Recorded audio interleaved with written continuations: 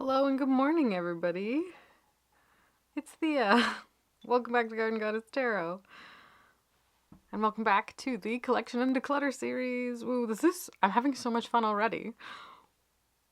Which is crazy, because I thought it would be, it is stressful. I'm sure. Come meet me in like 20 minutes. We'll see how much fun I'm having then. Sorry, mind the mess. Functional witchy space around here. Got some Nag Champa going just for the sweetness.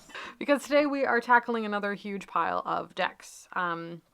So for those of you new to the series, this is the new and ongoing, much needed tarot and oracle series where I'm basically showing you my entire collection of decks whilst also decluttering in the midst. I believe, just to give credit, of course, where credit is due, I believe this is a structure that was kind of undertaken by Lisa Pepez. I'll link her series down below if I can find it, if you're interested in this type of video. Otherwise, though, I'm also kind of pitting them against each other just as a reflection for myself, especially if I'm having a hard time letting go of a particular deck. Showing it literally right next to one of my favorite decks of all time is really helpful for me. So what I've kind of done is the first video is my 10 most favorite ever mixed with the 10 kind of at the bottom of my list. And then this video is kind of continuing in that vein. I've collected another bunch of my favorite decks and then a bunch of others that have kind of been on the chopping block and other ones that I could have swore I decluttered, but they're still here. So we're going to go through them. We're going to look at them side by side and we're going to have a great time making some space, clearing the air. I'll actually show you. It's kind of funny. My Seasons of the Witch card for this week is Broom. And it says, what dreams may come from what you seek. Make room, make way, clearing need be. So yes, of course, we are making space. It's fall, perfect time of year for letting go. You guys know this.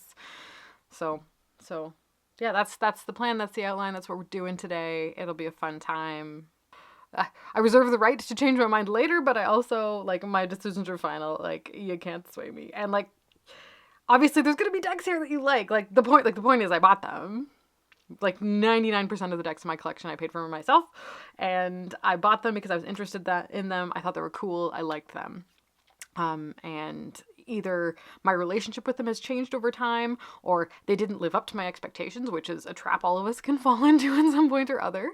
It's totally normal. It's totally fine. They're just decks. We're not putting too much of our emotional self into all of them, because when that happens, we feel like we're kind of torn apart in a million little pieces. So we're kind of keeping our inner self whole. And if the deck is not a reflection of the self that we are, aspire to be, or want to be, or just don't fit our life right now, we are more than welcome to pass them on, no judgment, etc., etc. But yeah, as I said, most of these I like in one form or other.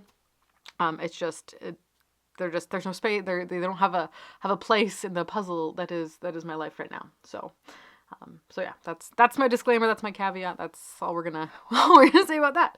I also just want a quick little housekeeping as well. I remembered that I did mention in the Discord as well as, or in the member space as well as in a community post, but I don't think I've ever actually straight out told everybody, but I've restructured the member space. So the only tier left is the least expensive tier. I've gotten rid of all of the higher tiers. So it's only $2.99 Canadian a month and you get everything. Any extra content that I post, access to our Discord, behind the scenes chats, any of the community posts that I post just for members, and basically a direct line to me. It's all available at the lowest tier just to make it as accessible as possible. So if you're interested, there'll be a link for that down below if you want to join in. The Discord is my favorite place. Everybody shares their daily draws if they want to, no pressure, obviously. What we're excited about. There's lots of different categories for all manner of different endeavors, books, journaling. There's even a little doll section for us doll crazy folk, which I love. One of my favorite little features of it as well, which we really should use more, is the little get a reading feature, which is actually a really great way to kind of communally share decks across time and space with friends. So you can post a question and someone in the Discord can answer that question with a tarot deck for you. And it's really quite fun and a great way to interact and make friends via tarot. So anyway, I will stop gushing about the member space because I do love that Discord so much. But otherwise, let's start. 5 minutes in again. Let's start looking at some decks next to each other. So we're gonna tippity top. These are still some of my favorite ever. The Majestic Earth Tarot is one that is always on the tip of my tongue. I don't share it very often just because I know it is like a sore spot for a lot of people, a little bit of a pressure point, because of its like brevity of existence and the fact that once it like started to like gain traction and popularity, it was already on the no longer being published. I got this directly from JD Hildegard Hinkle back in the day. I've had this for a good manner of time. And it was one of the like the seconds, I guess. The gilding wasn't perfect on it or something, so they sold it at a discounted price, which is insane that I think I got this for like $35 or $40 from the creator. It's absolutely wild. But it's one of my treasured decks. I use it a lot and I find it very beautiful, but again, I try not to share it just because it's like, I don't know. But it's here.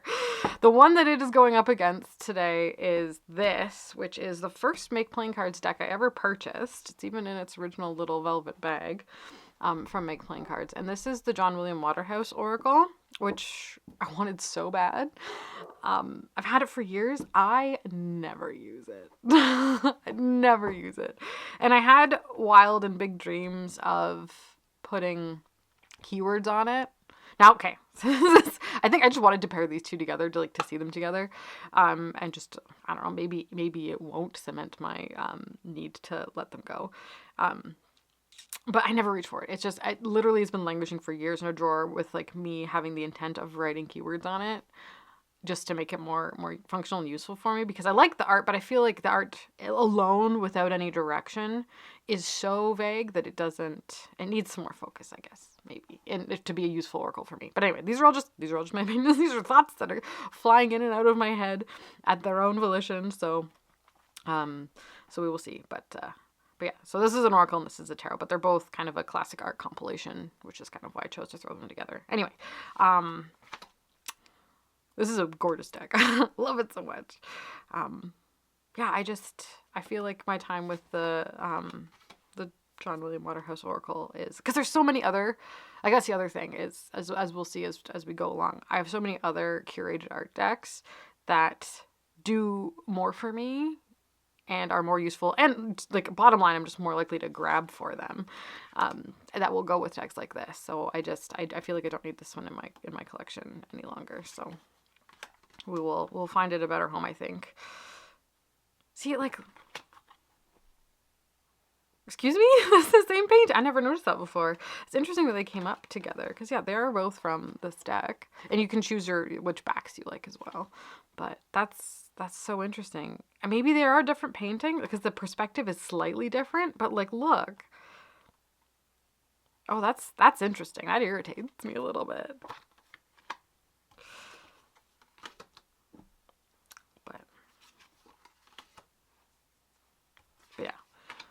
This is one of my faves. A great scenic landscape art. It's very grounding, whilst also it's grounding. It's very earthy, but at the same time, it has a very spiritual element about it that I appreciate. It's like, it's a nice balance between the above and below,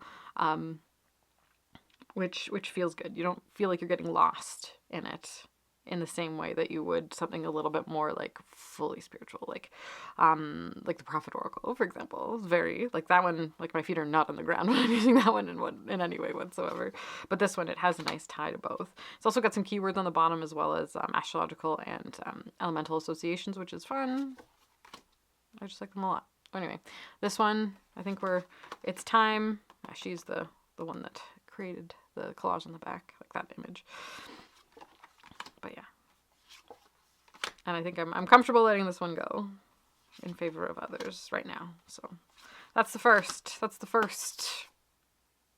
competition. I don't know what else to say. Like, I like it, I don't like it.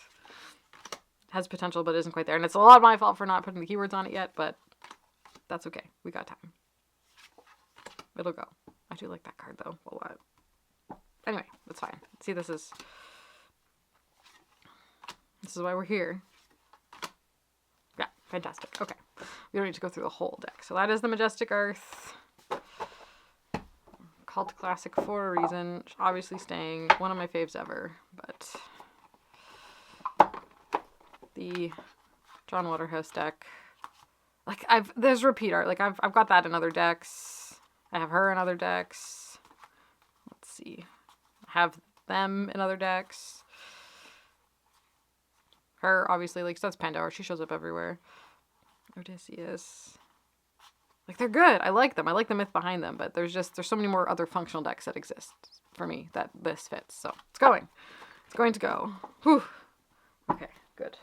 That was a test for me. If I could, that was like me being Odysseus, chained to the boats, the ship's mast, going through the sirens and listening to them while still not getting drawn in. That was me experiencing that one. But another one that's very, I have a penchant for art compilation decks. So another one of my absolute favorite decks of all time is this one. This is the Edmund Duloc Tarot, and it lives in this gorgeous bag with like it's real silk on the inside. These are really nice. I love them. But yeah, there it is. There she is right there. And she's one of my favorites. You'll notice my YouTube banner. This is the deck I used for that image. It's a classic Lo Scarabeo deck. It's a compiled art deck from the works of Edmund Duloc. And it's a fantasy. It's a journey. I love it. I love it a lot. One of my total faves. It's immersive while also just it connects me to tarot in a way that I really appreciate. And these type of decks are not for everybody. I know this. Well aware. Sometimes the connection to tarot can feel a bit strange just because they're working with an existing body of artwork. And although tarot is the book of life and usually a lot of things fit in one way or other, like if your body of work is big enough, there's probably a chance that it will mesh into the tarot in one way or other with mild tweaking. But yeah, this one is one of my absolute faves. So it will stay here to keep me company while we think about, who's next? Okay, I better do one of these. I guess we are going in hard. This deck. This is another one that I've had for many years. Have I ever used it? I'm not sure. Like not in earnest. I definitely have not, which is kind of a shame because of what deck it is. But that's okay. This happens. It is normal. In the beginning, I was on a quest for a Greek mythology tarot deck that fit me. And at the time, back in the day, the one that was pretty much the first thing out of everybody's mouth was the Mythic Tarot. But specifically, not the current mass market available one, but the old one from the 80s with the black backs. So there's ones that are just solid black, which are even older, and I think this printing is a little bit later with 1986, having the elements on it. But this is a Greek mythology or tarot deck. Yeah, it's still in order. I don't think I've used it. I bought it used. It doesn't come with its box, but it has a really lovely old spread cloth, which I love that this is like older than me. It's crazy. With the Celtic cross on it, of course, because Celtic cross in a Greek mythology deck just makes sense, doesn't it? And I have the book too, which I think is the same.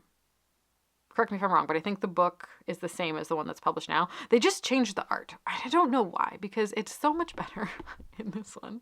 But the point is, I don't use it. I've got other Greek mythology decks that fit a little better for me. And as much as the art style in this older version is better than the newer published one, which I believe is called actually the New Mythic Tarot. It's a big purple box.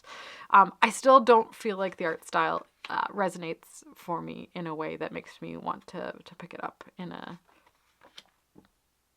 useful way. But it is. I think it's. I don't know what was. I guess I've got a block about it anyway.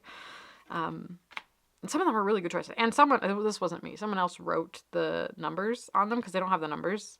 So all of the majors have like a pen on the bottom corner. So like it's been ruined, but that's okay. That's a funny one for the lovers. We've got Paris here with his apple of discord trying to pick between Athena, Aphrodite, and Hera. Good luck with that, boy. War's gonna start. But I've had it as a collection piece for so long. I don't necessarily feel like it needs to just be here in a bag, like crammed in its little spread cloth, like just again languishing. I think someone else out there is going to want this and use this. Like might have been looking for this for years. So I feel like I want to open up the opportunity to send it somewhere where it fits. But Like, this feels so much more like something I want to use than this one. And that's just a me thing. Like, that's a personal preference thing. There's probably some people out there, like, pulling their hair out being like, oh my gosh, no. Like, this one is such, like, a, you know, it's just a generic deck that doesn't have as much etc. About it. But for some reason, I don't know.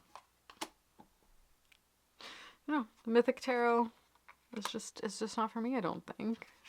And I'm okay coming to terms with that, even though she's pretty. So let me show you some of the minors.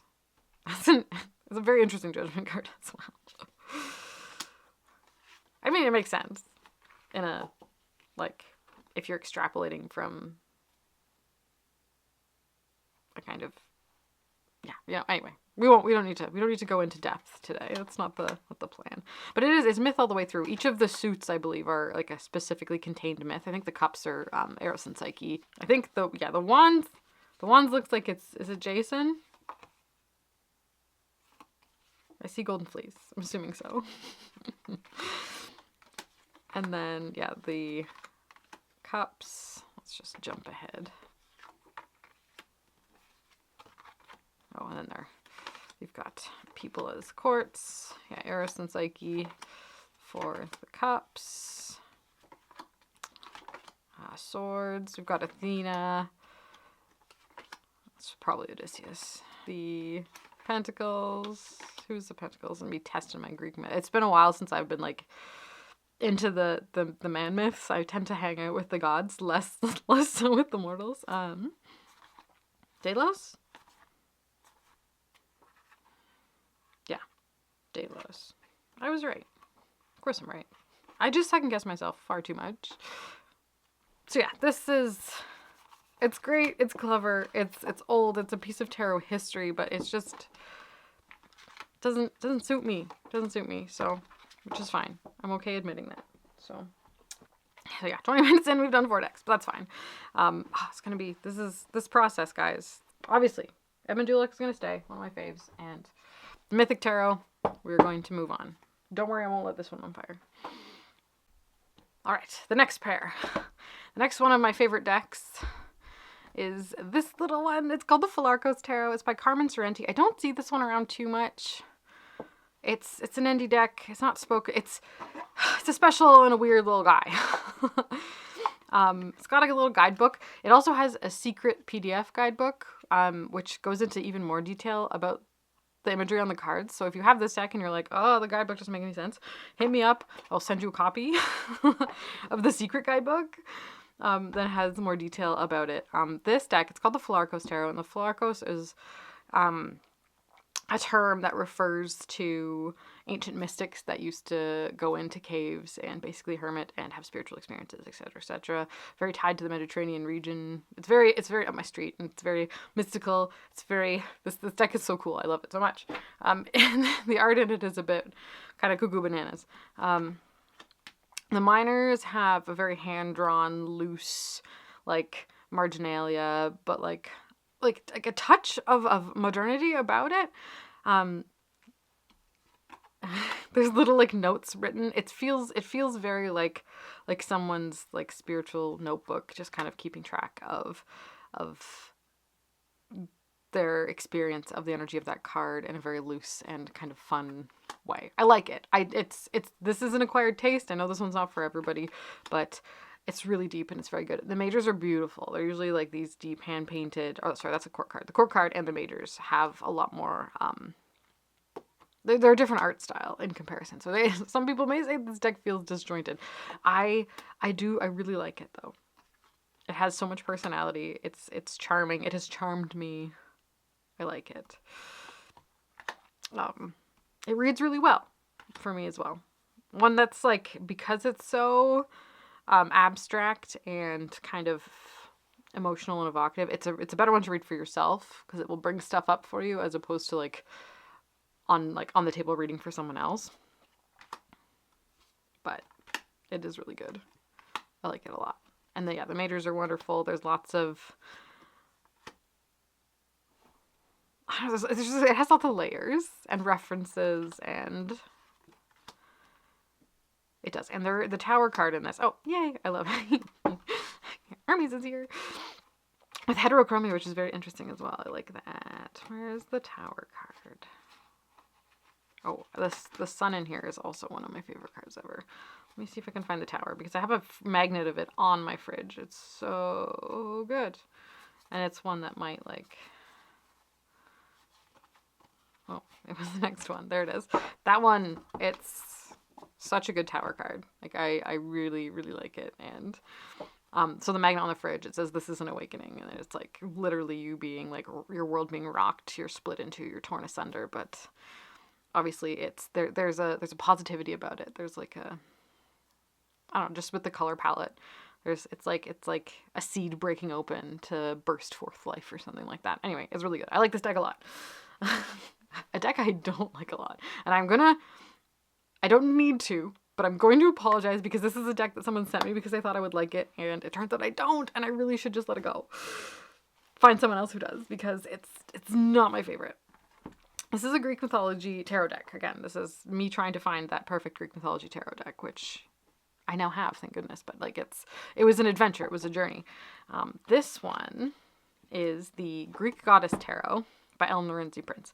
And I think what it is you know how I feel about like strictly goddess decks, and it's going to be a problem. It's going to come up again, and I've decluttered others before. I don't think I like, it's funny, the title literally is Garden Goddess Tarot, but that was in a different kind of context. But goddess decks on their own feel unbalanced, and it just, I don't know, even within a single pantheon, they don't do it for me. Again, the art style is not my favorite,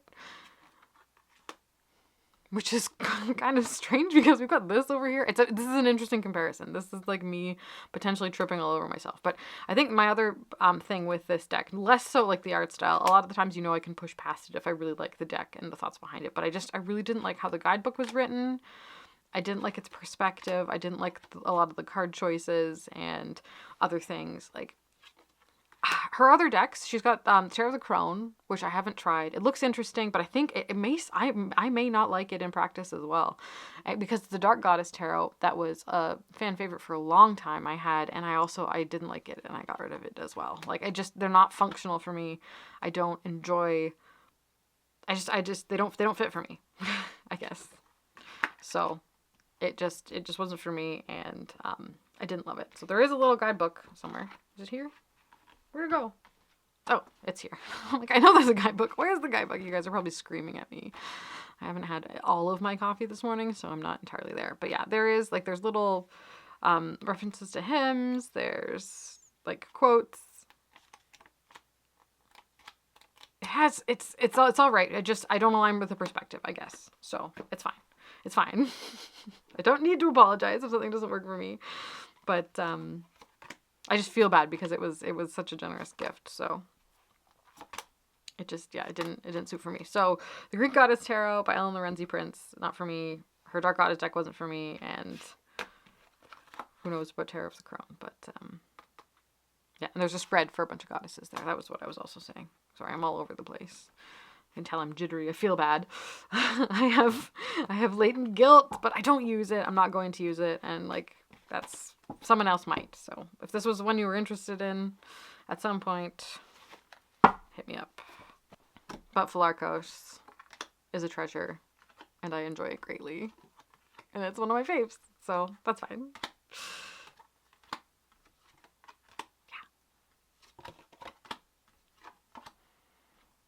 Lots of layers, and I love a mystery. Like the fact that there's that extra secret guidebook, which is actually, it's also on the website, or at least it used to be. So it's, if you're really looking, you can find it. But yeah, just that added layer of excitement and mystery just makes me happy, and I love when there's secrets. Tarot needs to have secrets. So Philarkos, one of my faves. Let's do a surprise one. This is one I've never shown before, but it is truly one of my favorite decks of all time. And we're going to put it against this one, which is not. We're switching gears from mythology to plants, one of my other special interests. The Nature's Pharmacy deck is not technically an oracle deck. It's more of like a learning tool than an actual oracle deck, but I have spent a great deal of time with it It is, but I don't know if is it in print anymore? It's from the New York Botanical Garden. It's got all of the, it's a really simple concept. It's just historical drawings of like botanical plant drawings, which you find like they're public domain. You could make this yourself really easily, with their Latin names on them. And then on the back, there's a little write-up about the plant properties and botanical name, plant family, origin, and like how to use it in a like pharmaceutical use for like literal physical healing. But what I've done is I've gone in and I've done a great deal of research with each of the plants, and I've written a couple of key phrases. See, like this is what I like had intended to do with the Water Horse Oracle. It just never happened, but with this one it did, and it's very useful, as well as they're quite personal to me. And it's kind of funny, this one's all smudged because my mom, it was in the windowsill over Thanksgiving. My mom was washing the dishes and it fell into the sink. So, and one of the key phrases rubbed off, which is very interesting. And that had like weird meaning as well. But yeah, the ink I used didn't dry down all the way. It's not an archival ink, which I should probably fix at some point, because if I get them wet, it will come off. But anyway, it doesn't matter. It's a tool, and it's one that I use for myself. It works fine as it is. But I've written associations, like kind of what I would consider the card meaning on the front, as well as there's also like the healing aspect of it on the back. So here is aloe, and I've got soothe what has burned you, the duality of nature for foxglove, how's your heart, because it's associated with like it's a cardiac medicine. It's a medicine that affects your heart. If you eat it, your heart will like kind of go crazy. And it's also a Fae-related plant because of the foxglove-ness of it. Is very associations that way. So I've like pulled everything I know about each of the plants and kind of condensed it into a little, like 1 or 2 or 3 little sayings based on it. This is rosemary, protect that which you love. This is a chili pepper and it's ignition. That's a really good one. This is onion. Yes, onion. Self-awareness. You consist of concentric layers, the hidden self, your secret life. This one is sage. We've got refresh, cleanse, and purify. Obviously, that one's just super good at. Witch hazel. Harsh truths reveal beauty, which is a reflection of its astringent quality. And vulnerability heals. So stripping away that which is kind of that like broken protective layer to kind of give space for, like, this deck works really well. I love this, but it's truly based on the keywords that I kind of put on it based on my associations with the plants and having them in my garden and, you know, being familiar with them. This one's marshmallow, sweet solace. Time is safe passage and soul compass. I would love to go through this whole thing with you, but maybe in another video, maybe in a member video, we'll go through it. This one is mint. Dream something worth dreaming. See it with your extra eye. And do you see it? And last one, we'll do raspberry, because why not? Fully feel what it is like to be woman. See the beauty. You are patient and wildly trusting. The divine feminine is there for support. Drink her in. So, yeah. I really like it. And it's one of my favorite decks of all time. And it's a plant deck. And that's what I want a plant deck to be for me, right? This is not how I want a plant deck to be. Libriflorum Tarot. This is it's good in concept. I just never use it. Little sheet of keywords. Basically, it has a plant with a keyword, which is kind of like this. And then it's got a tarot card association. But I don't necessarily, I don't know, I feel like it's too much information for a card. I think plant decks for me work better as oracles than tarots, but that's just my opinion. I don't know, it's just not my favorite. I never reach for it. And I also, it's petty, but I don't like the backs. So if there's a video like brewing in my brain of decks with ugly backs, and this would be on that hashtag. I don't remember, has someone done it before? Perhaps. But anyway, I don't like the little circle because sometimes like you don't get the whole essence of the card. And then the way, I think, are the minors all the same type of plant? Oh, no, it's the numbers. So all of the 2s are amaranth, which is annoying.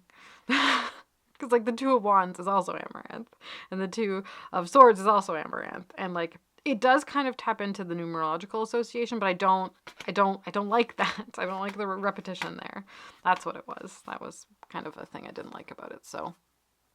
yeah, I don't know, it's just not my favorite. I don't like how it's structured. I just don't like it. I thought I would, but I don't. And that's fine. And don't use it.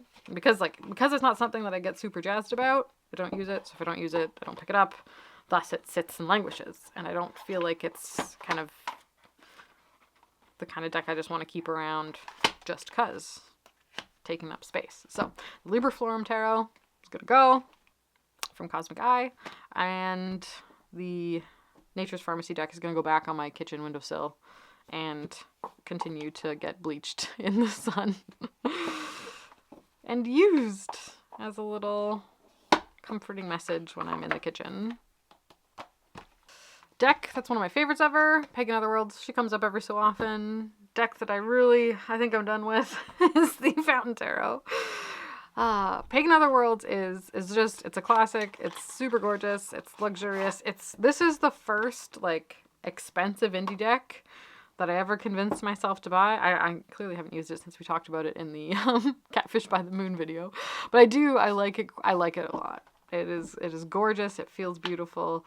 It is such a mood. It's such a vibe. And as I said, it's one of the first like expensive indie decks that I convinced myself to buy. Of course, I did it by saying, wow, this is the one. I won't need any others after I get this one, which was the biggest lie I've probably ever told myself, which is hilarious. But it opened some doors for me. It just like in my experience with indie decks, it showed me how lovely a deck can feel. It shows kind of how these type of decks with a more soft scenic feel about them, how they read. Like this deck reads like none other. I don't have another tarot deck that reads quite like this one. And I appreciate it for that. Like it's not quite a pip deck, but it's also not quite a scenic deck. So I call it a soft scenic, which I love. But yeah, it's great. One of my faves is very good. One that's it's not it. It's not the vibe. It's not the time. And I think collectively, we're all realizing this because I'm noticing a lot of people letting this one go these days, which makes sense. There's an extra card, the Fountain card, which I love. It's really beautiful. And again, these are both hand painted, very beautiful tarot decks. One, I think, is just a vibe that suits me and my practice, and the other one just feels kind of, I don't know, it's cold, it's harsh, it's very, I think I've explained this before as like the Ayn Rand of tarot decks. It's very Fountainhead, it's very Atlas Shrugged, it's very, which isn't a compliment, just to be clear. So when I say that, it's not a compliment to it. It's like if 1984 was like a futuristic sci-fi that took place in a more like advanced society. Maybe, does that make sense? I don't know. It's Orwellian in its artwork. It feels, and like based on the way things are happening in the world right now, I prefer this like more organic, earthy type of atmosphere to this like cold, very like, even though there's not a lot of technology present, it feels, oh, I feel like this is like what the world would be like if all of like the weird tech mongers like actually took over. Like this is their idea of nature. Like this is their idea of what like an ideal society would feel like, and I don't like it. It's very devoid of nature, really. Even in the cards that take place outside, they feel very manufactured, corporate. It's corporate art. And I'm sorry, I'm like tearing this one a new one. It is beautiful. Like the artwork, the paintings are stunning. They're so well done. But I just, especially right now, in it just doesn't, it feels kind of not okay to me right now. That's just how I feel.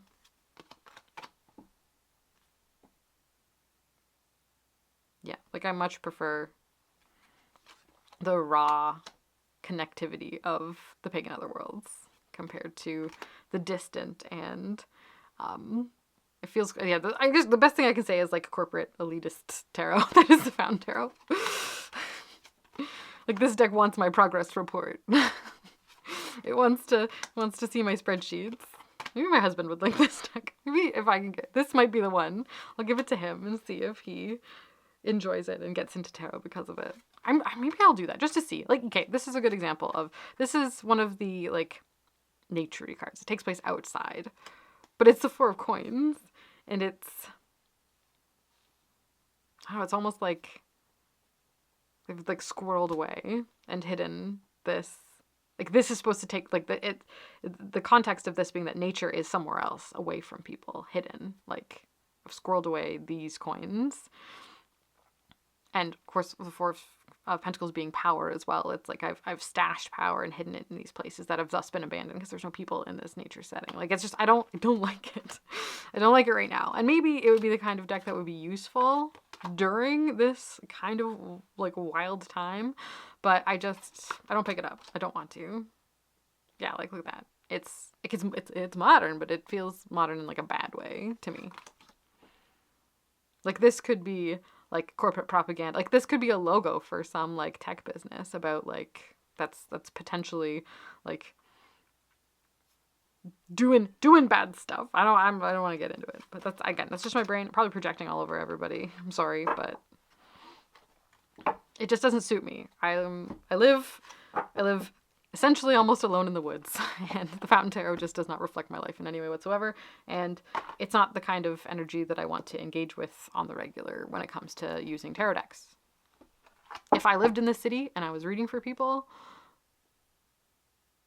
who had, like, corporate jobs, and, like, you're looking, maybe that's why I think a lot of people, sorry, this video is gonna be so long, oh my gosh. A lot of the reviews that I've heard of this deck, it is said that it's really good for career readings, and of course, because it feels so corporate.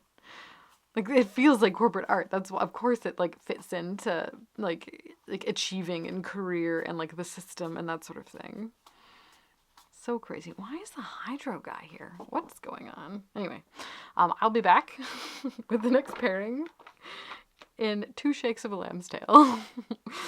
Fountain Tarot is gonna go.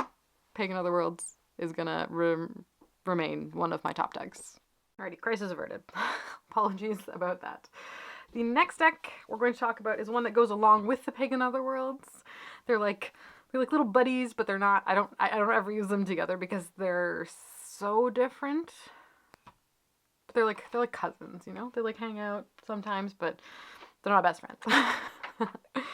And the one I'm going to be putting it up against is the Shamanic Healing Oracle.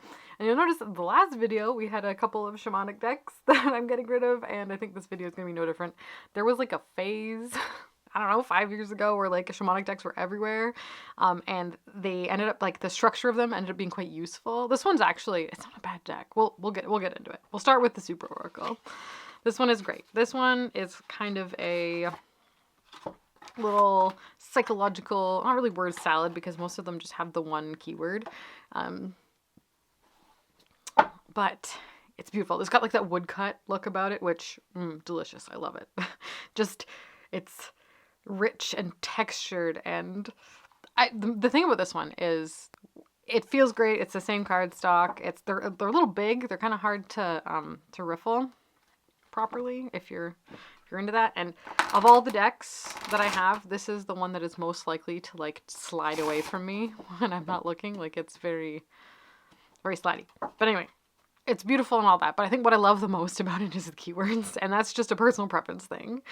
Like, I am in it for the keywords, and I find it reads really, really well for me in a fun kind of way. So we've got Primordial, Sensation, and this is one of 4 that kind of fits together into a labyrinth image, which is fun. It's such a quirky deck.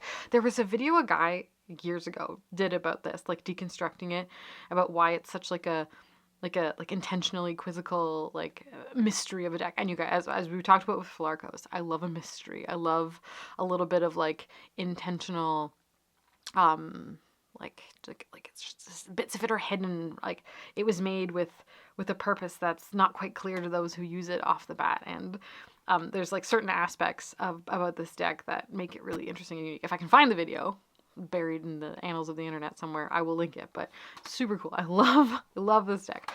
I need to use it more because it works really well. And because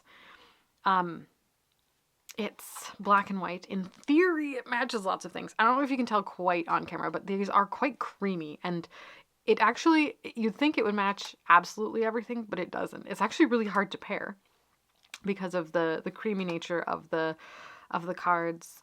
It's so unique and its own thing that it really it really does kind of stand on its own. So it works well for just like a 3-card reading on its own.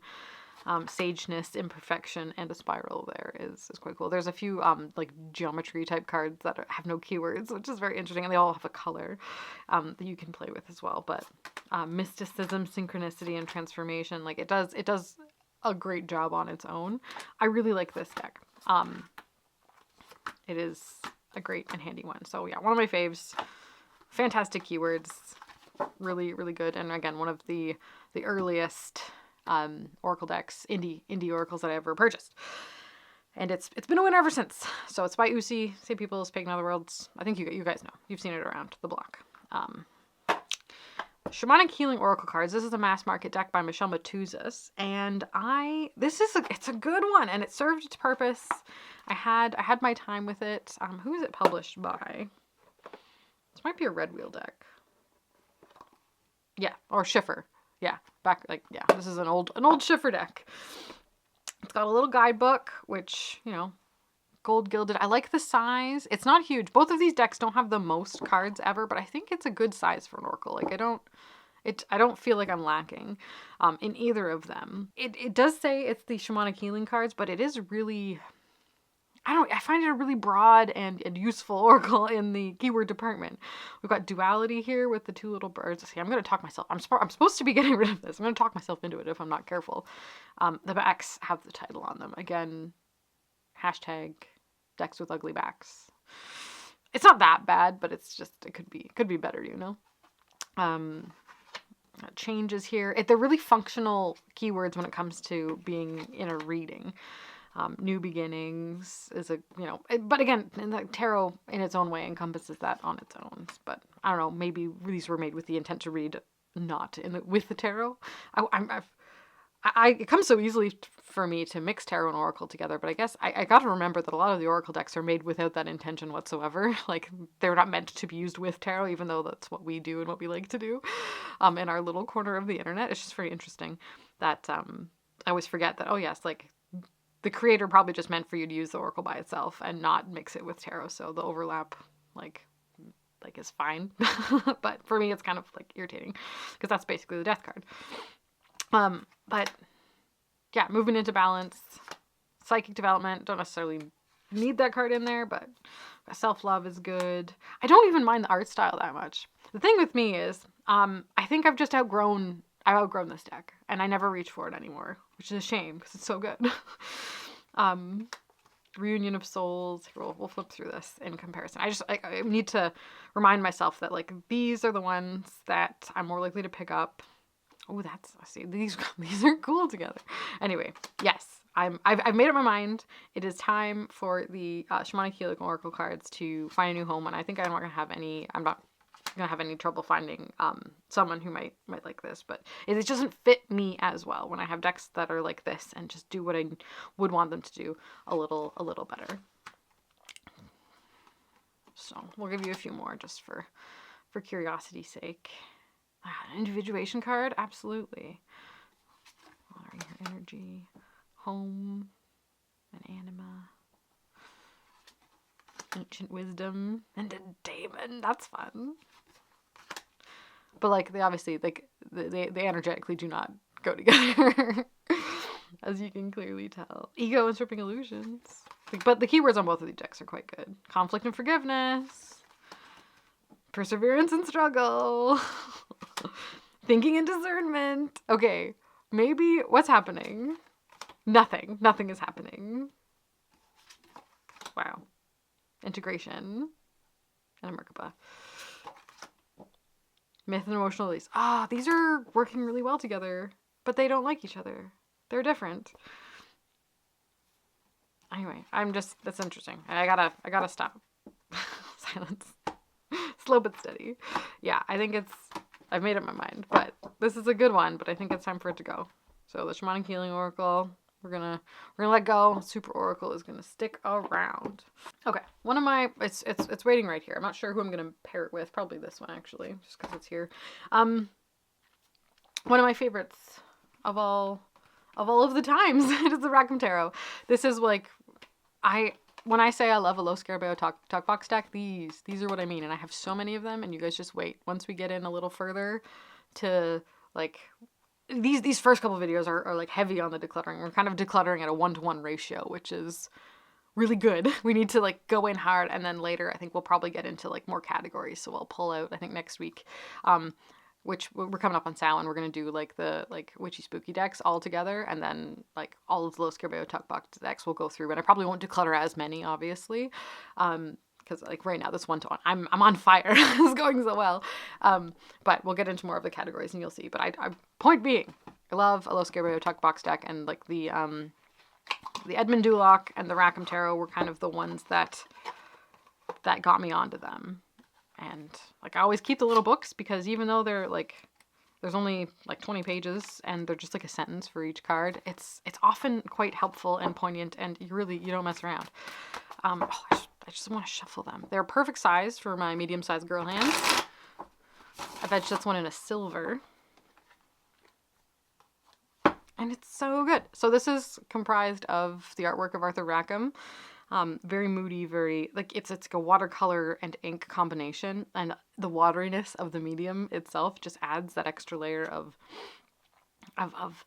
emotionality to it. It's beautiful. And he illustrated for a lot of children's books and fairy tales, so there's that kind of theming running through it. And I had a couple of kids' books when I was little that my dad used to read to me that had this artwork in it, so it's tied to like inner child work for me as well. So I love this one, and it's great to bust out this time of year. It's very melancholy though. It's not super lighthearted. There's like a darkness and a heaviness that it carries with it at all times, which I personally relate to a lot. And it's just a great way of working around through and in, not necessarily through, but just like being in those feelings, being in those feels. It meets me where I am, and it is beautiful. There's fae aspects to it. Very like, it's chef's kiss. I love this deck. The only the backs are okay. They could be better, but every time I pull this out, it is fantastic and phenomenal, and I love it. So, Arthur Rackham is a fave. The deck that is going to go, because it is not a fave, is the Vision Quest Tarot. I think I've also talked about getting rid of this one before, and somehow it's still here. It's a good deck. It's not a bad deck. It's a very, it's an AGM deck, and I do really like the AGM Narania decks. The older ones, they don't print them anymore. Cardstock is phenomenal. They have good choice. Usually, like I've learned that like there are certain publishers that I like because their choice of what to publish is I can rely on. Anyway, it's a little bit thothy, in the way it's I guess we could call it a thought-based deck. In the courts, as well as the energy of the minors. They've got keywords on it. Yeah. 8 of water, stagnation, indolence, makes sense. 3 of fire, integrity, virtue. Like they're adjacent. It's a very thought adjacent deck. And I like it a lot. In theory. But in practice, I don't reach for decks like this. And I don't know. And this is one of those ones that was of questionable origin. I believe the creators of this were not native, which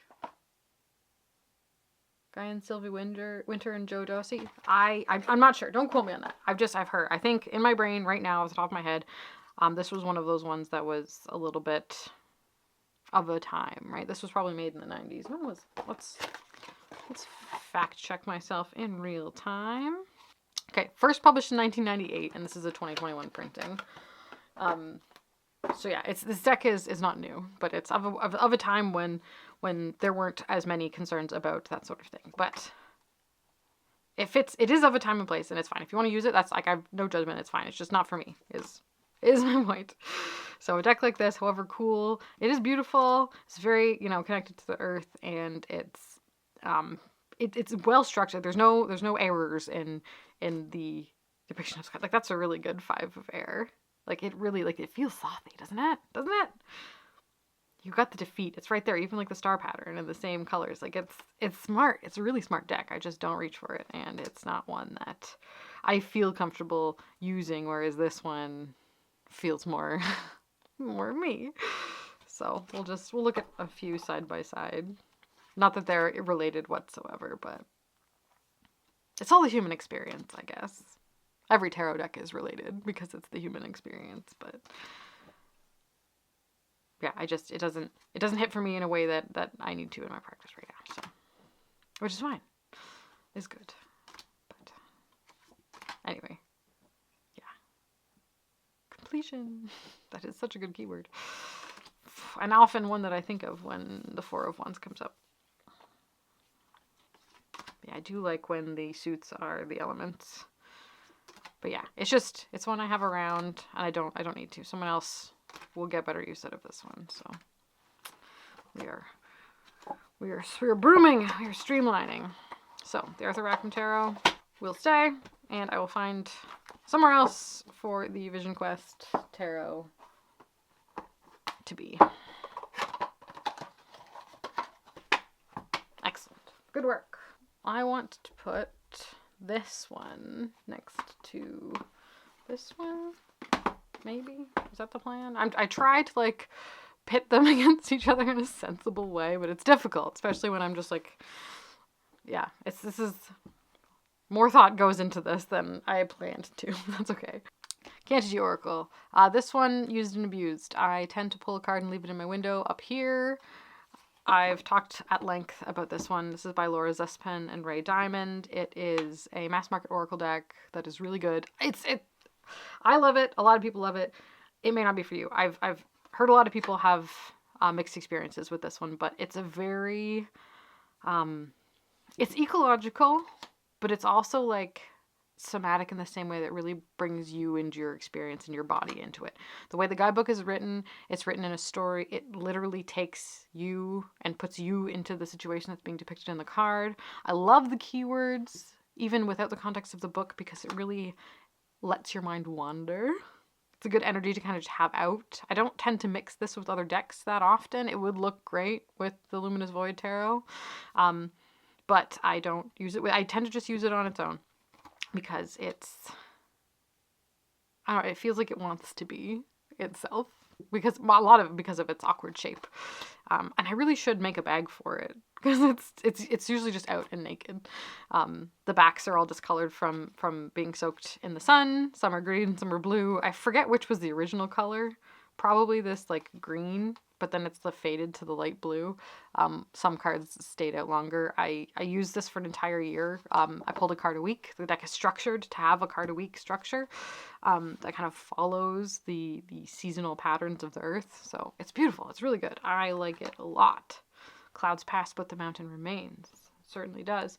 And the deck that I'm going to, that kind of feels similar, but it's not for me, is the Power deck. And it's this, I have a interesting relationship with this particular deck. I ordered it on eBay the first time. I got the older version, which I wanted, and it was one of those situations where it was only the book and not the deck, which is irritating. I've done that so many times, which is fine. It's by Lynn Andrews, by the way, right? Yes. Then I was out with Coyote Tarot around my birthday. Was it last year? A couple years ago? And we were at Metaphysical Shop, and it was there, and it was only like $20, so I bought it. So I have 2 copies of the book and the deck. And it's very interesting, but I never reached for it, and I've noticed myself not resonating with the way the messages are framed in myself, which is a shock to me, because I thought I was going to really like it. Some of the cards are landscape, some of them are straight up, which is fine, doesn't really bother me. They're color coded by the cardinal directions. It's a very very neat and spiritual deck, and there's a great amount of wisdom kind of contained within it. But there's something about it that just doesn't fit for me, I'm afraid. this was downstairs in my living room actually, and I was pulling a card like every, week or so when I would like go through that space. I did not spend a lot of time in that particular room. But every time I'd go through that space, I'd pull a card and I'd read it, and I would try and like feel my way like in and through the card to take like a little moment of mindfulness with it. And it wasn't what I needed. It's not speaking my language, whereas this one does. So yeah, I think it's time for the power deck to move on, I think.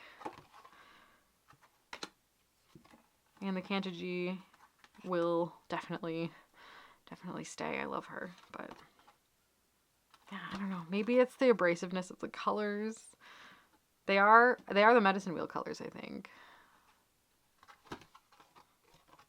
Which I don't particularly practice with.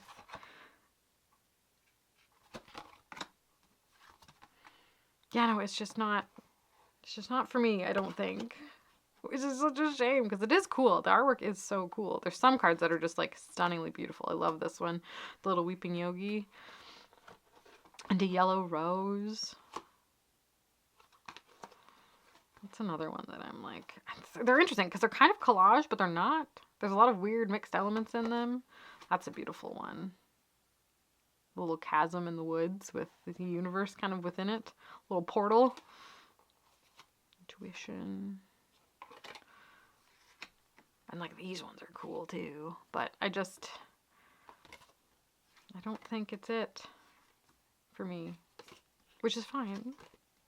I just gotta get over feeling bad. Yeah, that one's the cover one. That's really good. I just need to get over feeling bad.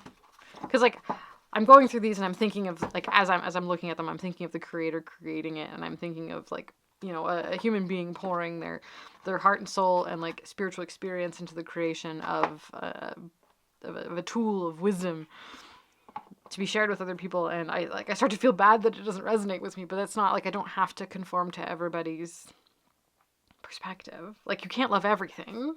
You literally can't. You can't use everything. You can't love everything. And it's fine to narrow your tools down to the ones that are going to work for you.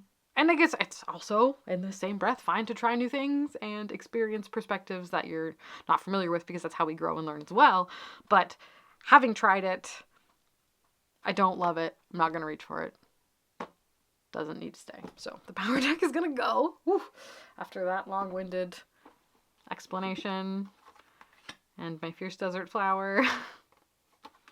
And I am a multitude. Kantaji Oracle is going to stay. I wonder if my favorite card is anywhere near the top here. I want to find it. Because it's a shame not to bring it up. I could literally scream it at myself for no reason often. It's just like a vocal stim at this point. I found it.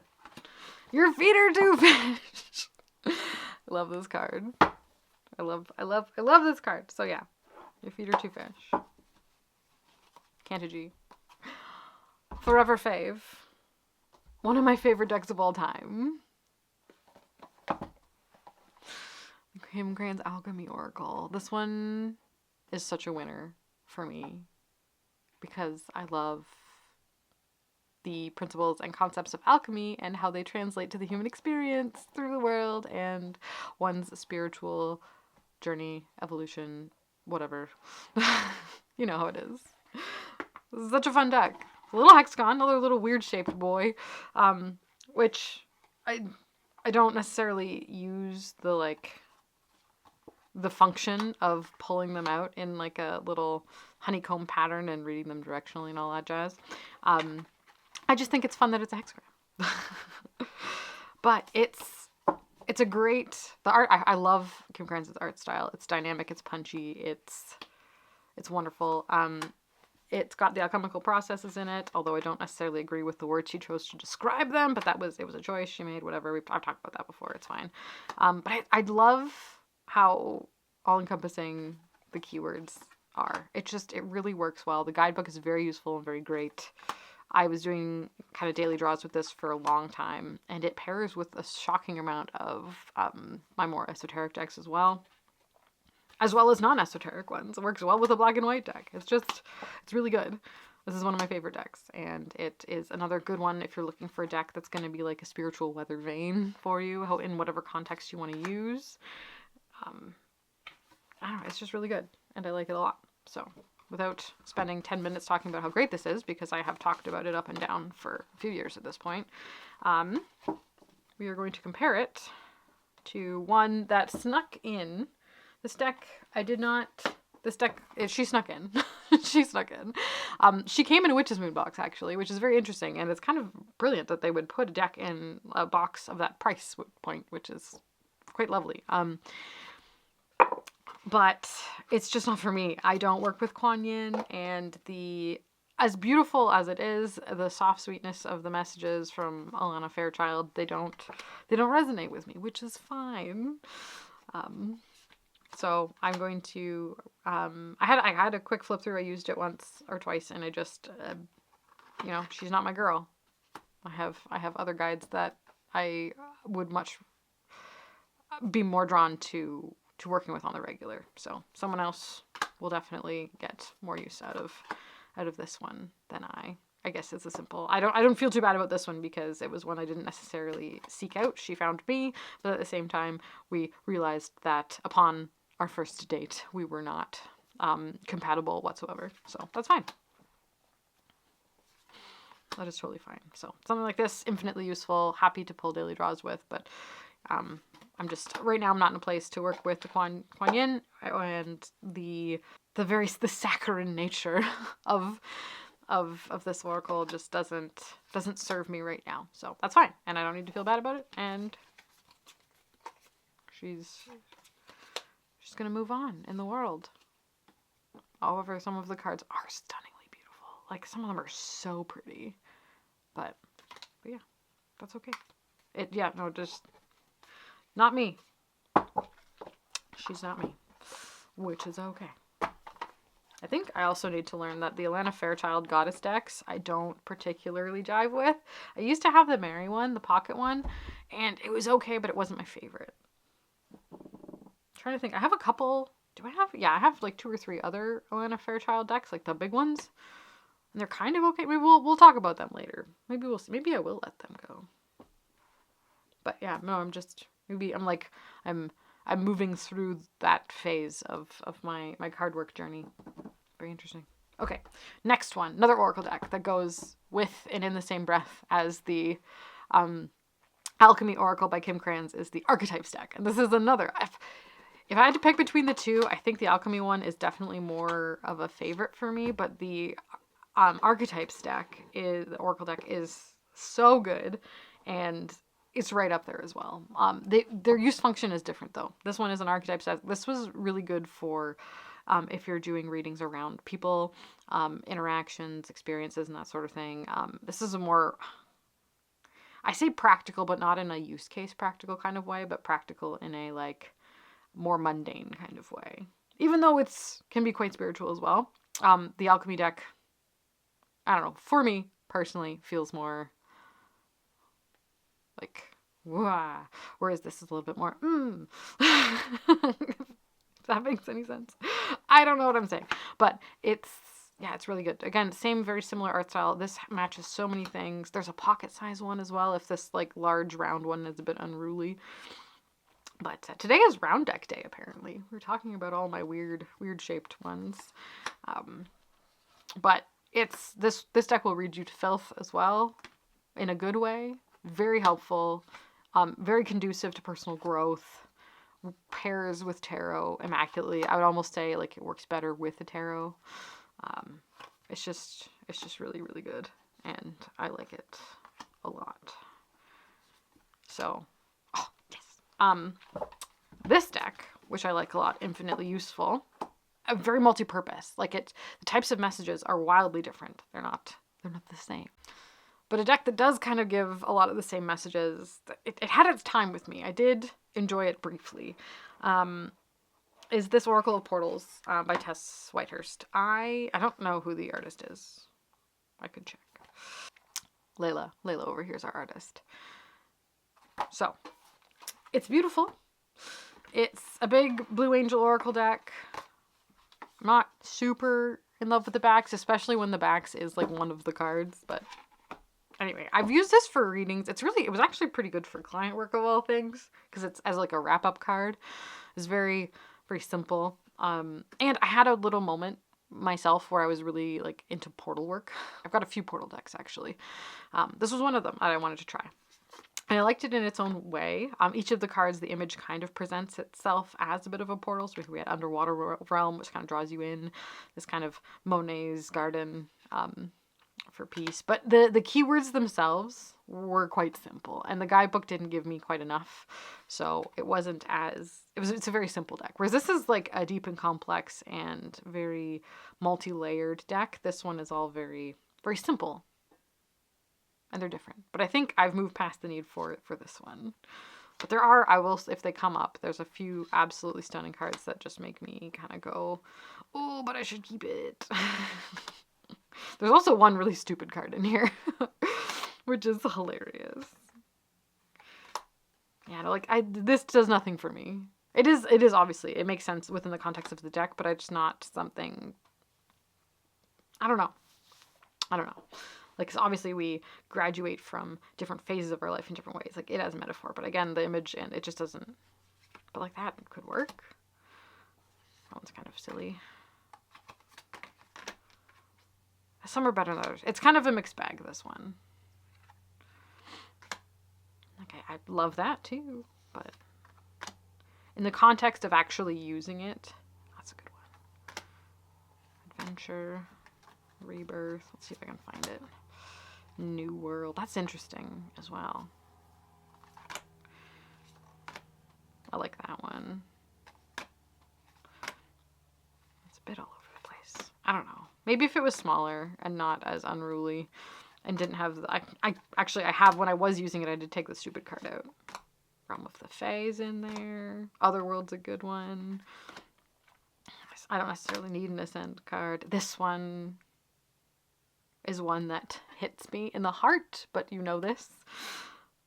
It's literally, look at the bougainvilleas, the sea, the sky, the door. She's like creating her reality. That one, maybe, I don't know. No, if I'm going to give someone the deck, I'm going to give them all the cards, but I'm like, maybe I'll just keep that card. Stick it in my journal. Actually, yeah, is it?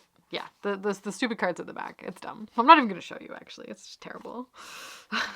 And Olympus. Olympus is in here. I'm like, that's brilliant.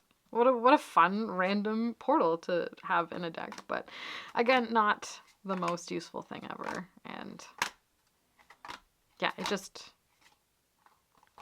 although beautiful, isn't super practical for me. So it's time. I'll let someone else experience the Oracle of Portals, where the Archetypes deck by Kim Kranz will be forever useful, and she'll stay.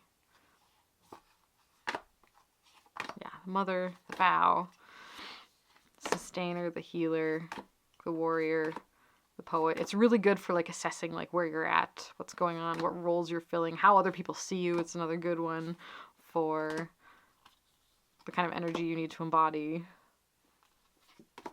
etc., etc.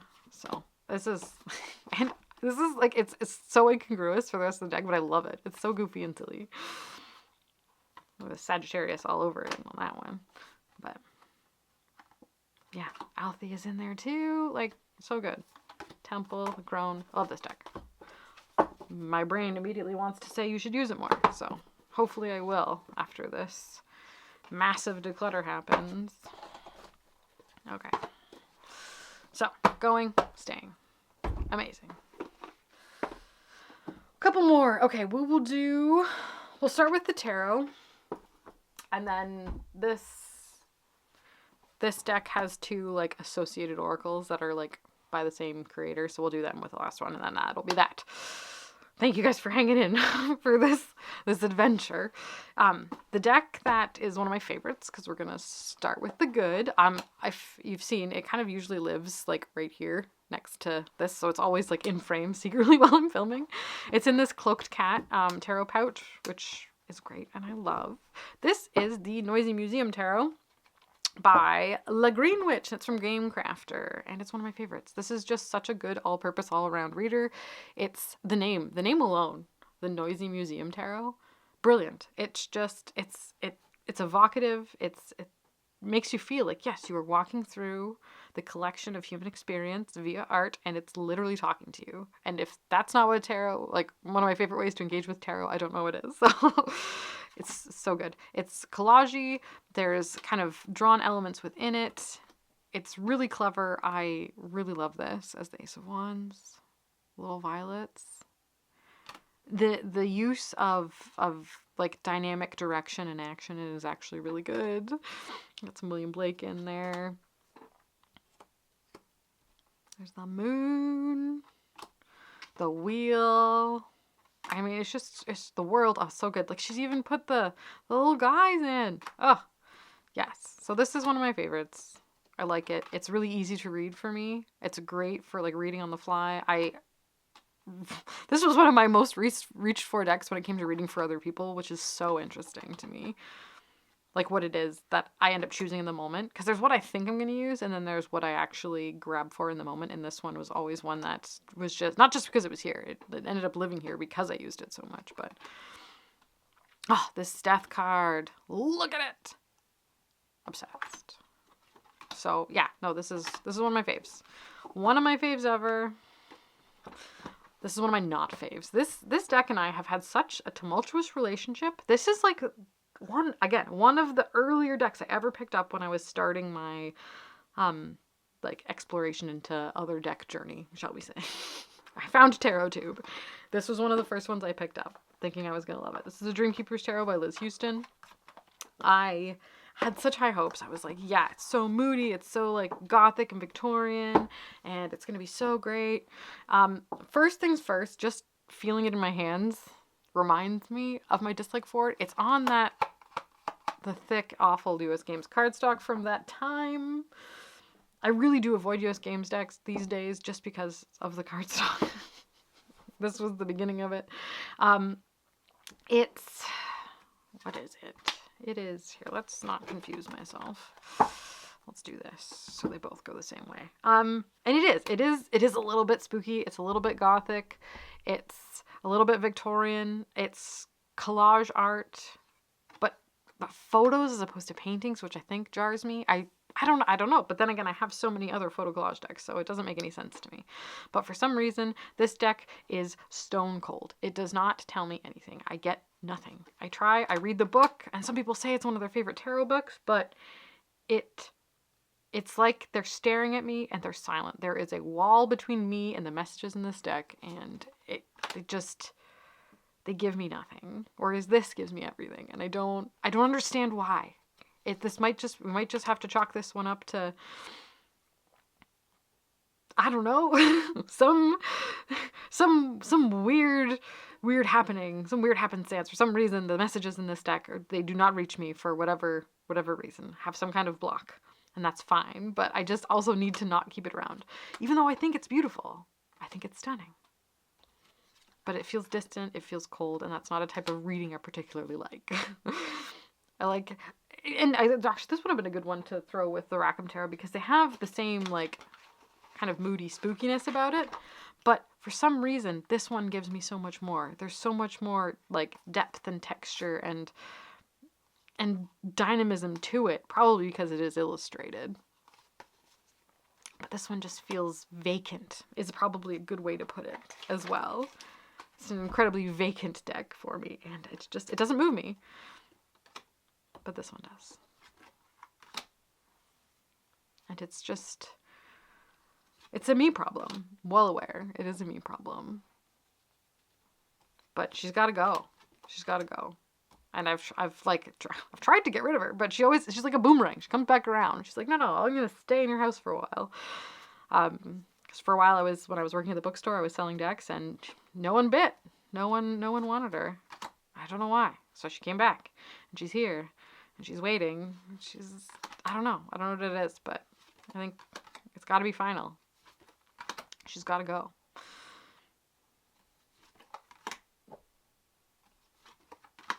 But yeah, does not. There's so many other decks that I would reach for in use cases that this would be useful than picking up this one. So the Noisy Museum being one of them. which I just love so much more. So, Dreamkeeper's Tarot. Did I say what it was called? I'm sure I did. Dreamkeeper's Tarot. She's gonna go. Mass market version. Her time. I'm sorry, my sweet. There is someone in the world who needs your advice and can actually hear what you have to say more than me. So she's gonna go. And the Noisy Museum Tarot is gonna stay. Last couple. So I've got, we'll do them together because they're small. And these are both of the Oracle decks by the same creator as the Noisy Museum Tarot. The Green Witch, also available on Gamecrafter. Here's her name right there. These are some Oracle decks that I adore. Specifically this one, Craft Decadence Oracle. I love a pocket deck, a little guy. The keywords on this are just amazing. I love the darkness and the depth. I love the type of collage with paintings. Oh, he's in, my boy. My boy is in here. Yeah, it's just, and it reads really, really well. I have a little bit of a connection with this one. It's really good. I love it. Juicy and delicious. I like the colors even too. It's got this, like, with all of the greens and purples, a very mystical feeling about it. Random characters, what characters, people. Ineffable genius, virtuous of knowing, smart rebellion, divine hacking, exact science, abnegation, what a word, that fills your whole mouth. A little Sacred Heart there, selflessness and higher aim. I don't know, it's just really good. I like it a lot. So that one of my faves ever.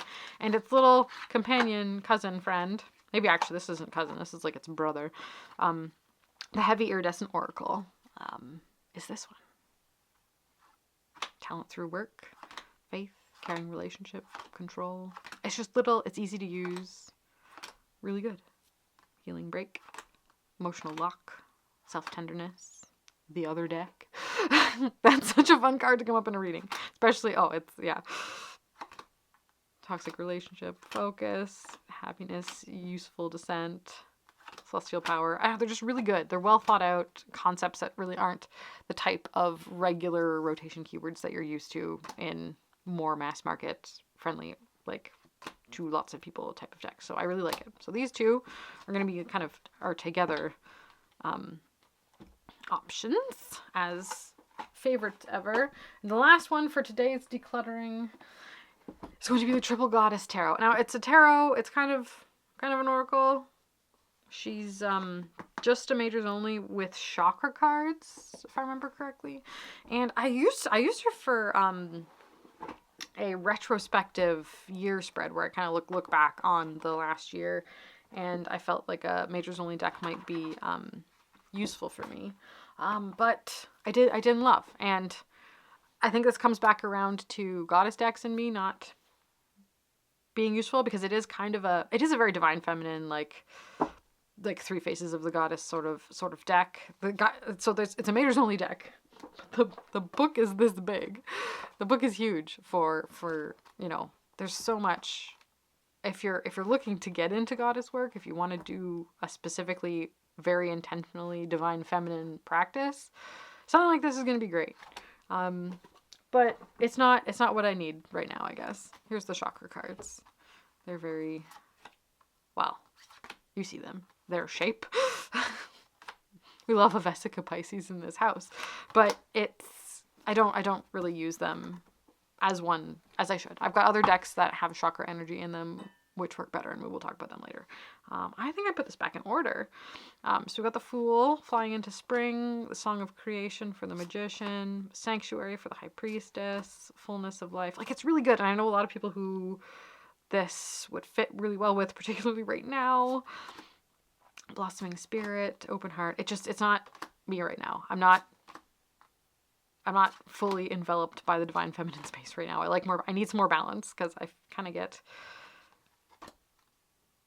I don't know, swept away, uncomfortable. I lose my kind of grip when I sit too long in a strictly divine feminine space. Like, they're lovely, but again, and it's one that is a little bit outside of my my comfort zone in the art style department as well. They are gorgeous. I like them, but I don't reach for them, and I don't feel the connection with them that I want to. So the Triple Goddess Tarot, which is just a majors only deck with some chakras, she's gonna finally move on, and my little Lagreen Witch decks, they're gonna stay. Because something like this is more useful for me than a Divine Feminine majors only deck. And that's just a decision that I've had to make. But it's good. Is good deck is not for me. I think that's like the main message of this whole video series. Good decks, just not for me. So let's get this cleaned up, and I will show you the decks that are leaving the collection today. Alright, so we're going to have to do this a little bit differently because of how huge all of these boxes are. And again, we're coming back around. This happened last time, the other video. I think I didn't mention it, but like a lot of the decks I'm getting rid of are the ones in the huge boxes because I don't reach for them when they're in the huge boxes. But Triple Goddess Tarot, Dreamkeeper's Tarot is going to go. Oracle of Portals is going to go. The Power Deck is going to go. Kuan Yin Oracle. Gonna go. Vision Quest Tarot is gonna go. Shamanic Healing Oracle is gonna go. The Fountain Tarot is gonna go. The Libreflorum Tarot is gonna go. Greek Goddess Tarot is gonna go. The 1986 Mythic Tarot is gonna go. And the last one is the John William Waterhouse Oracle is gonna go. So I think that's, hold please, 1, 2, 3, 4, 5, 6, 7, 8, 9, 10, 11. We got 12 decks are going today, which is impressive. And I'm very proud of myself for making that big of a dent in things. Yeah, that brings our total of decluttered decks up to 22 in 2 videos, and I'm thinking I'm doing so good. So, as I said, we're coming in hot. We're smashing through this. We're making a big dent as much as possible in the beginning, and then as we get further into the series, things are going to get a bit harder. Things are going to get a bit tougher. But hopefully I will have stretched that decluttering muscle a little bit, as well as have had some of my favorite decks through my hands already, so I know what I like. I'm reminded of what I like. So it'll be easier to say goodbye to the other ones. So thank you guys so much for being here. I know this is going to be another massive video. These are all going to be huge. It's the process, but I hope you've enjoyed. Let me know if you have any thoughts down below.